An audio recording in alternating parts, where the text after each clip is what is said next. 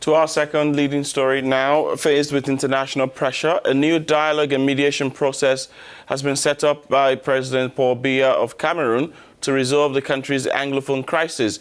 Prime Minister Joseph Dion Ngute says he's been set by President Biya to the people of the country's northwest to hold discussions on any political subject or concerns from the groups of the region. And on his part, for around 3 weeks now, President Biya has been calling for unity and peace using his Twitter handle. Well, Jerry, there is currently no dialogue between the separatists and the Yaoundé government. In July 2018, religious leaders from the south and northwest regions announced a plan for an English-speaking general conference, but in the face of opposition from the government, the organizers had to reject it twice. Since then, voices have been raised to denounce the international silence surrounding this conflict and to call for stronger diplomatic mobilization to push for dialogue. The UN Secretary Council held its first meeting yesterday on the crisis in English-speaking Cameroon, which focused on the humanitarian situation. According to the UN, there is an urgent need to increase humanitarian aid and finance it in order to avoid a situation out of control.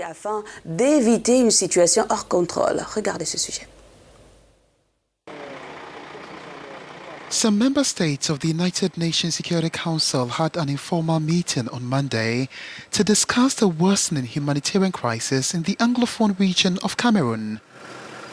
A communique issued by the Cameroonian Ministry of External Relations, however, denied reports of a UN Security Council meeting on the Anglophone region crisis. According to the communique, no such meeting is scheduled. The communique further stated that this meeting was called a free consultation entirely outside of the Council on the initiative of certain members who are interested in the humanitarian situation in Cameroon, and of course. It further added that outcomes of this meeting will not be binding on the government since the meeting was informal as specified by Cameroon's diplomacy. The 2-year separatist conflict has left 3 million people struggling for food in the Central African nation.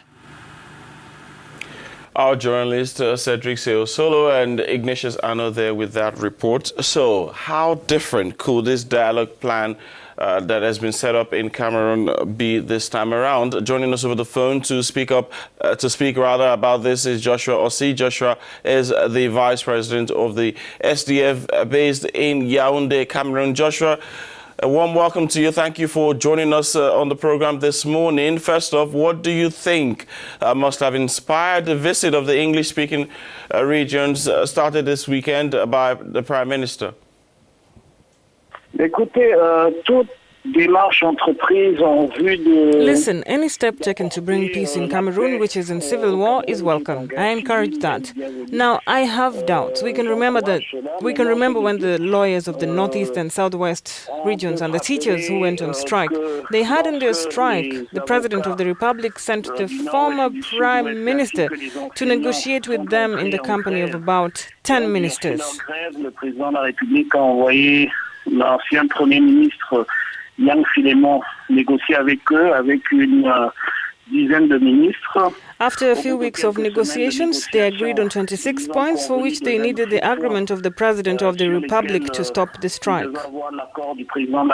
Then what happened was that those who were at the negotiating table ended up in jail. Ceux qui étaient à la table de négociation se sont retrouvés en prison.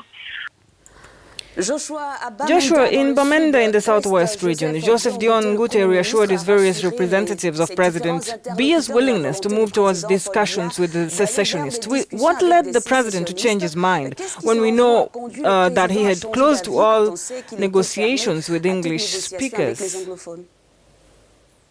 Je pense que c'est les rapports de force en place. I think it's the balance of power in place. I think President Biya underestimated the determination of Cameroonians in this part of Cameroon to end the marginalization they live with. dont ils vivent. Malheureusement, unfortunately, it had to open after 37 years of reign, when the other Cameroonians took up arms so that they could realize this marginalization issue and the difficulties in which the Cameroonians face nowadays. I think that logically it is just a balance of power. They have understood that if they continue with this war, it will take another 10 years, first of all. And secondly, Cameroonians are increasingly rebelling against this situation.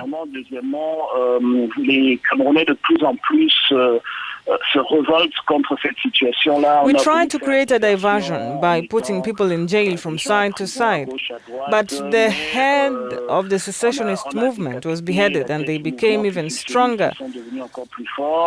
I think we should not forget that there was a presidential election in Nigeria, which also changes the situation with Cameroon's biggest neighbor, the only international neighbor of the Northwest and the Southwest. So I think there are a lot of things that have changed and pushed the government to come to its senses.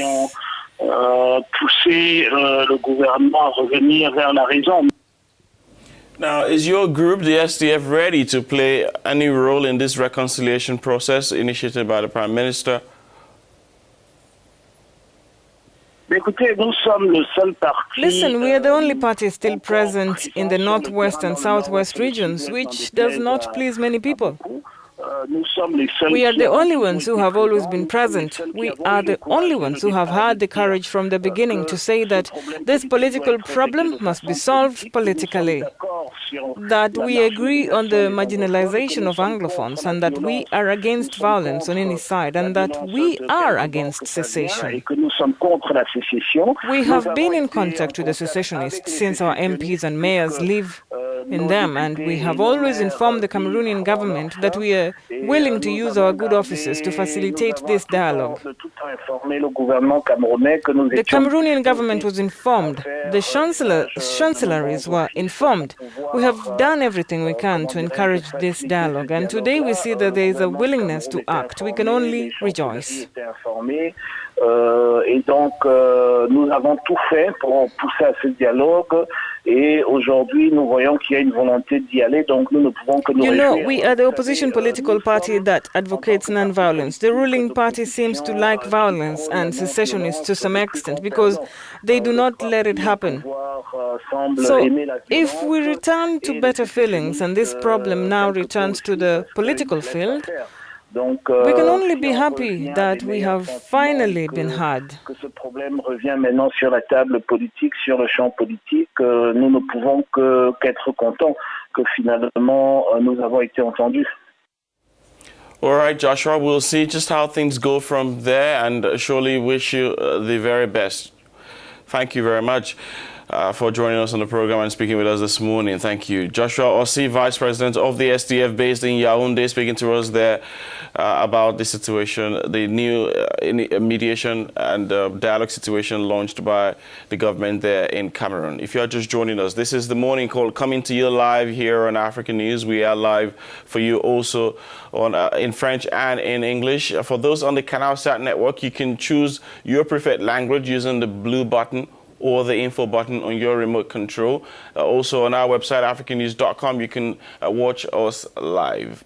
Now, still to come on the program. Reunion Island affected by an epidemic of dengue fever.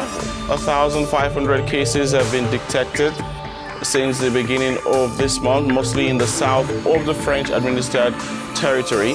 Plus, in sports, South African Athletics Federation will appeal decision of the Court of Arbitration for Sports, CAS, that requires its sprinter, Caster Semenya, to take drugs to lower her testosterone levels. Details of this and much more after the break. Ruth and I will be right back. Do not go anywhere.